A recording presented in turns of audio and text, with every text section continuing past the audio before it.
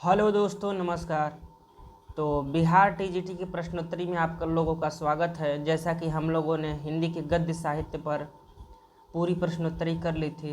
अब काव्य साहित्य जो बचा है आपका आदिकाल, भक्तिकाल, रीतिकाल, आधुनिक काल, इससे संबंधित कुछ प्रश्नोत्तरियां हैं जिसको हम लोग करेंगे। तो यदि आपने पिछली वीडियो जो नहीं देखी हैं, जो कि 4 वीडियो थी आपके गद्य साहित्य की प्रश्नोत्तरी पर, तो नीचे डिस्क्रिप्शन बॉक्स में लिंक है, वहाँ से देख सकते हैं। या आप जो बिहार टीजीटी के लिए प्लेलिस्ट है उसमें से जा कर के देख सकते हैं। आइए हम आज की प्रश्नोत्तरी प्रारंभ करते हैं। जैसा कि हमारा पहला प्रश्न है कि प्राकृत का व्याकरण है। प्राकृत के व्याकरण किसने लिखा है? आपके सामने देखिए ऑप्शन दिए गए हैं, आप लोग सही उत्तर का चयन करें। गोरखनाथ, हेमचंद, सोमप्रभ सूरी और धनपाल। तो आपका सही उत्तर हो जाएगा हेमचंद। हेमचंद ने प्राकृत का व्याकरण लिखा है। और देखिए हेमचंद को एक उपाधि दी गई है, तो वो उस उपाधि को आप लोग देख लीजिए, प्रकृति का पाणिनि। ये प्रश्न पूछा जाता है। प्राकृत जो भाषा थी, प्राकृत का पाणिनि, इन्हीं को कहा जाता है। जैसे संस्कृत में पाणिनि महोदय ने संस्कृत के लिए व्याकरण ग्रंथ लिखा था, उसी तरह से इन्होंने प्राकृत भाषा का व्याकरण ग्रंथ लिखा, इसीलिए प्राकृत का पाणिनि इनको कहा जाता है। और देखिए एक क्वेश्चन और इससे बनता है कि जैसे मान लीजिए प्राकृत व्याकरण न दे करके सिद्ध हेम शब्दानुशासन दिया हो, तो भी आपको इन्हीं का बताना है, क्योंकि प्राकृत व्याकरण का जो दूसरा नाम है वो सिद्ध हेम शब्दानुशासन है। ठीक है, तो इसको भी आप लोग नोट डाउन कर लीजिए। सिद्ध हेम शब्दानुशासन,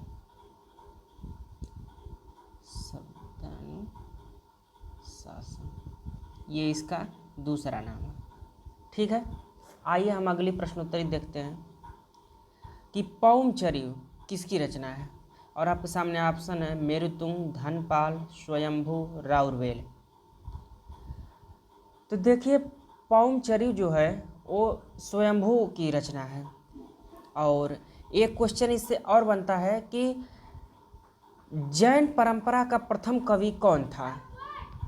तो वो भी आपके स्वयंभू हैं। ठीक है, तो जैन परंपरा के प्रथम कवि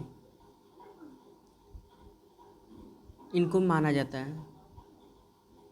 तो ये चीज़ भी आप लोग नोट कर लीजिए, ये जैन परंपरा के प्रथम कवि थे। तो पौमचर्य तो स्वयंभू का हो गया। एक पौमचर्यम रचना है, ठीक है, वो विमल सेन सूरी की है, तो उसको भी आप लोग नोट कर लीजिए। पौमचर्यम सिमिलर नाम है, इसलिए आपको इसको ध्यान देना चाहिए। विमल सेन सूरी, विमल सेन सूरी। आइए हम अगली प्रश्न देखते हैं कि महापुराण किसकी रचना है। आपके सामने ऑप्शन है जोइंद, राम सिंह, हेमचंद, पुष्पदंत। 3 नंबर का आप लोग सही उत्तर बताने का प्रयास करें। तो देखिए जो महापुराण है वो पुष्पदंत की रचना है, और इसमें उन्होंने 63 महापुरुषों का जीवन वर्णित किया है। 63 महापुरुष।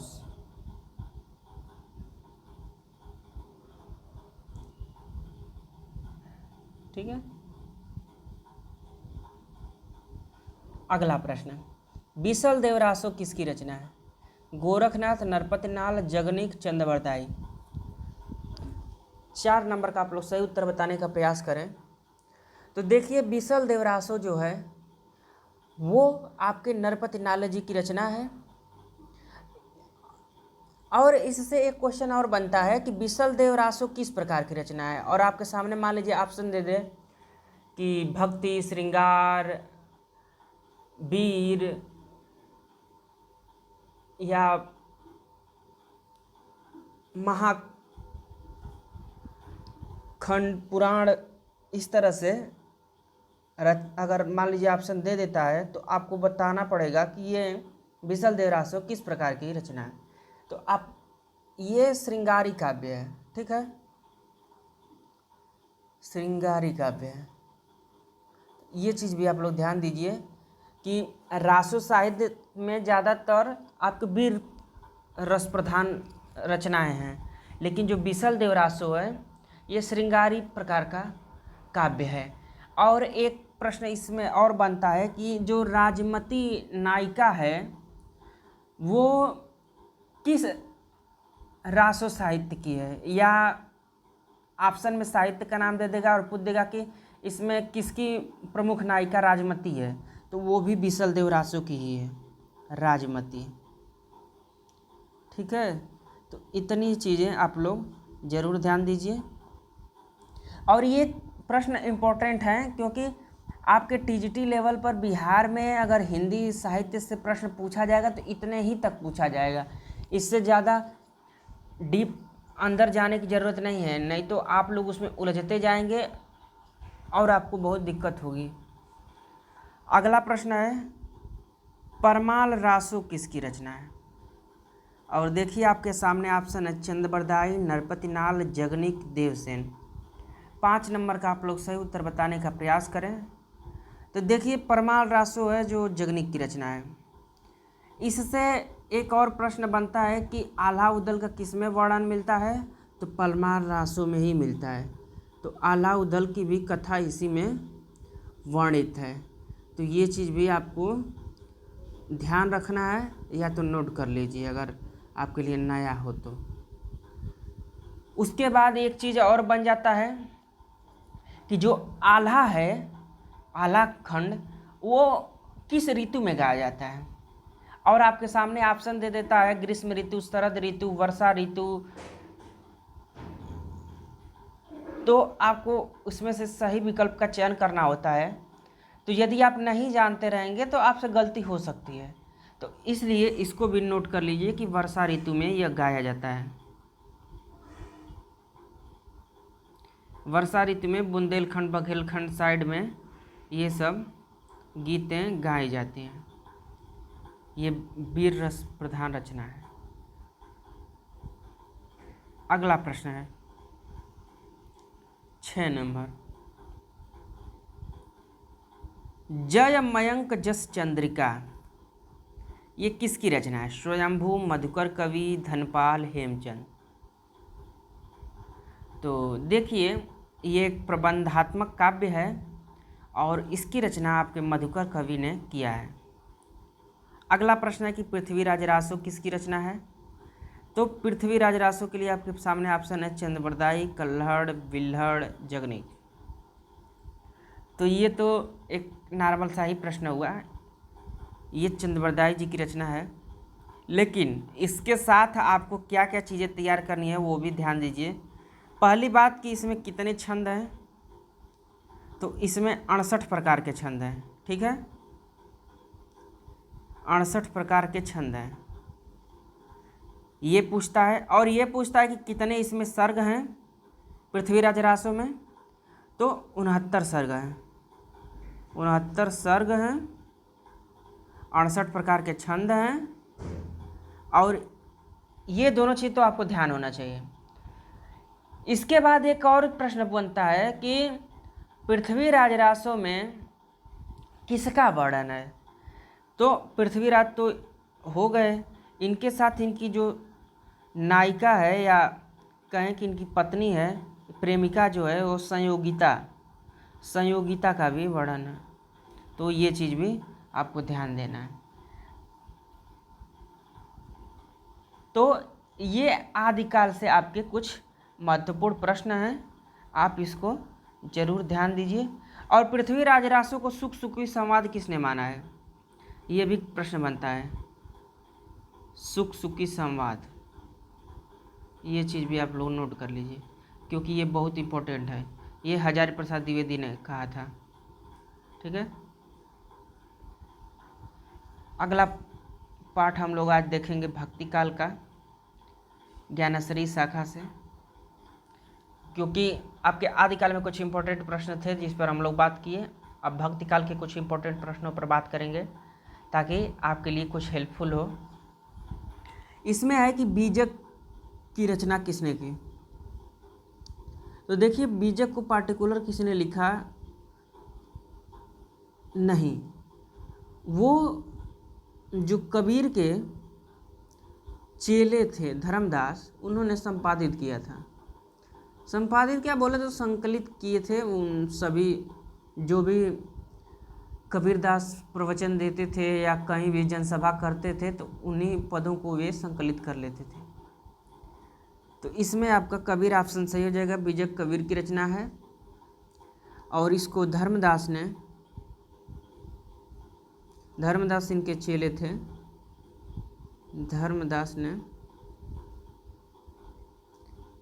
1464 में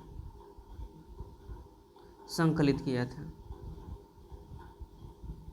ठीक है, अगला प्रश्न देखते हैं कि ज्ञान बोध किसकी रचना है। ये महत्वपूर्ण प्रश्न है। कबीर, मलुकदास, मीरा, दादू। 9 नंबर का आप लोग सही उत्तर बताने का प्रयास करें। ज्ञान बोध जैसे कि भक्ति काव्य है, आप लोग बताइए ये किसकी रचना है। तो मलुकदास की। अगला प्रश्न है कि जपुजी, रैदास, दादू, नानक, मलुकदास। सही उत्तर का चयन करें कि जपुजी किसकी रचना है। तो देखिए जपुजी में क्या है ना कि गुरु नानक जी का पूरा जो दर्शन है वो इसी में संग्रहित है। तो आपका सही उत्तर हो जाएगा नानक, गुरु नानक। अगला प्रश्न है कि चंदायन किसकी रचना है। जायसी, कुतुबन, मुल्ला दाऊद, मंझन। 11 नंबर का आप लोग सही उत्तर बताने का प्रयास करें। तो देखिए जो चंदायन है वो आपके मुल्ला दाऊद की रचना है।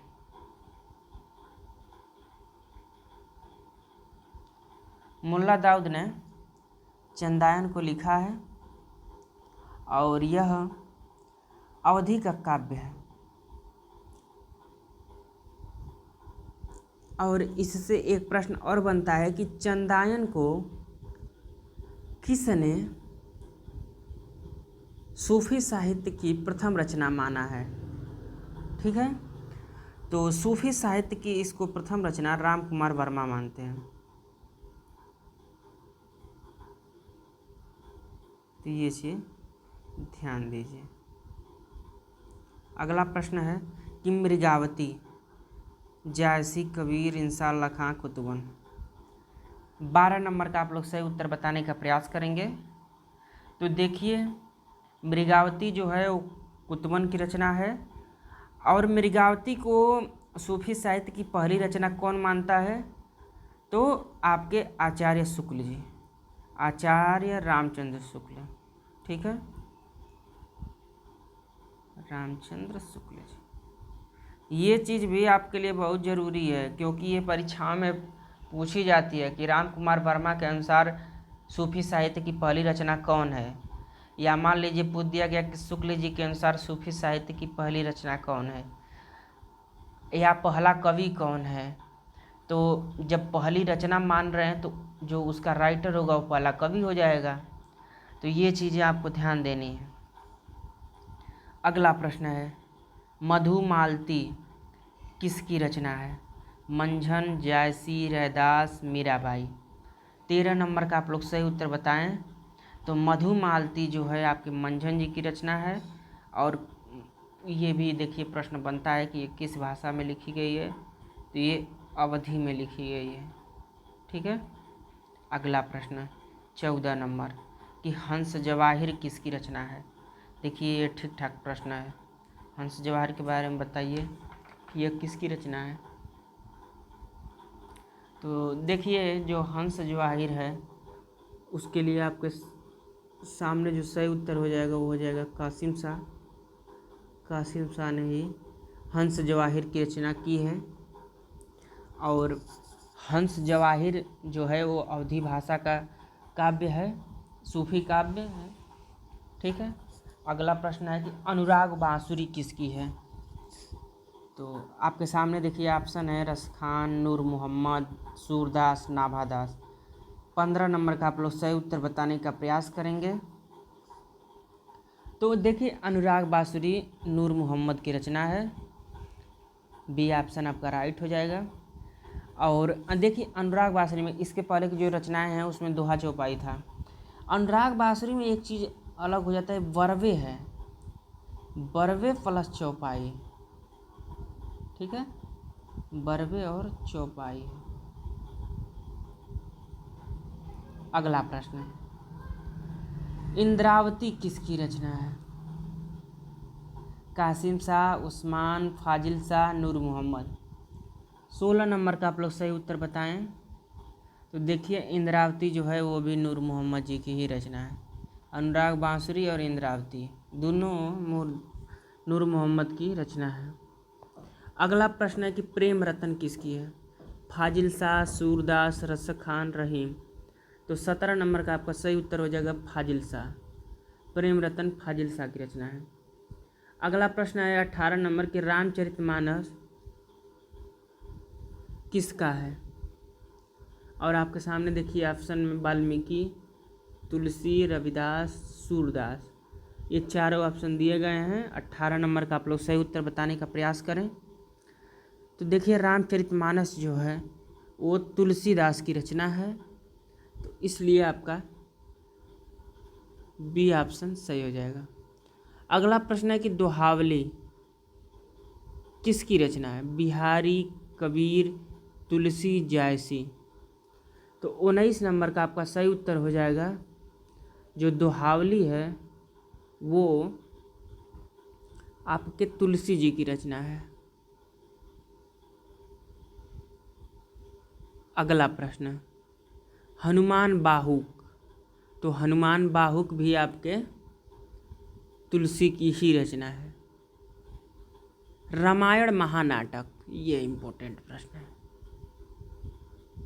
क्योंकि लोग प्राणचंद चौहान और अग्रदास में कंफ्यूज रहते हैं। तो और एक हृदय राम है, इनको लेकर के लोगों में कन्फ्यूजन रहती है कि रामायण महानाटक किसकी है। तो बताइए, आपके सामने ऑप्शन है तुलसीदास, गिरिधर, प्राणचंद चौहान, भारतेंदु हरिश्चंद्र। रामायण महानाटक आपके प्राणचंद चौहान जी की रचना है। 21 का सी ऑप्शन आपका सही हो जाएगा। अगला प्रश्न है कि हितोपदेश उपखाण्या बावनी किसकी रचना है? प्राणचंद चौहान, तुलसीदास, सूरदास, स्वामी अग्रदास। तो 22 नंबर का आपका सही उत्तर हो जाएगा स्वामी अग्रदास। अगला प्रश्न है कि गीत गोविंद की टीका किसने लिखी? जयदेव, कबीर, मीरा, तुलसी। तो देखिए गीत गोविंद जो रचना है वो तो जयदेव का है, लेकिन इनमें टीका, पहले टीका लिखने की ज़रूरत होती थी, तो इस पर टीका किसने लिखा है? तो आपका सही उत्तर हो जाएगा मीराबाई। अगला प्रश्न है कि राम गोविंद किसकी रचना है? राग गोविंद है जी, सॉरी। सूर, तुलसी, कृष्ण, मीरा। 24 नंबर का आप लोग सही उत्तर बताएं तो आपका सही उत्तर हो जाएगा मीरा। राग सोरठा के पद हैं, आपके सामने 4 ऑप्शन है, सही उत्तर बताएं। तो राग सोरठा भी आपके मीराबाई की ही रचना है। प्रेम वाटिका, प्रेम वाटिका ये इम्पोर्टेंट है, बताइए। बिहारी, सूरदास, रसखान, कबीर। तो एलिमिनेट मेथड से भी यदि आप इसको करते हैं तो आपका सही उत्तर हो जाएगा रसखान।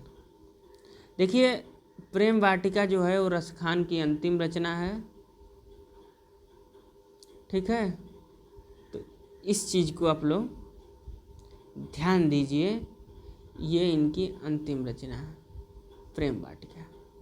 अगला प्रश्न है कि सुजान रसखान किसकी रचना है?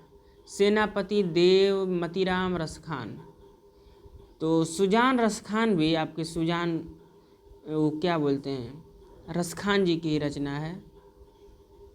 सुजान प्रेमिका से संबंधित मत आप लोग करिएगा, नहीं तो रीतिकाल में चला जाएगा। युगल शतक किसकी रचना है? सुंदर, श्री भट्ट, बनारसी दास, नाभाजी। तो 28 नंबर का आपका सही उत्तर हो जाएगा कि युगल शतक आपके श्री भट्ट जी की रचना है। अगला प्रश्न हम देखेंगे, प्रश्न नंबर 29 कि आदि बानी किसकी है? बनारसी दास, अग्रदास, श्री भट्ट, सुंदर। सही उत्तर का आप लोग चयन करें। तो 29 का आपका जो सही उत्तर हो जाएगा वो श्री भट्ट का हो जाएगा। श्री भट्ट ने ही आदि बानी भी लिखा है। तो दोस्तों, यहाँ तक देखने के लिए आपका धन्यवाद। कल हम लोग रीतिकाल की प्रश्नोत्तरी करेंगे। आज की प्रश्नोत्तरी बस यहीं तक रहेगी, क्योंकि वीडियो ज़्यादा लंबी हो जाएगी तो आप लोग देखने में दिक्कत का सामना करेंगे। तो हम अगली प्रश्नोत्तरी पर कल बात करेंगे। यहाँ तक देखने के लिए आप लोगों का धन्यवाद। नमस्कार।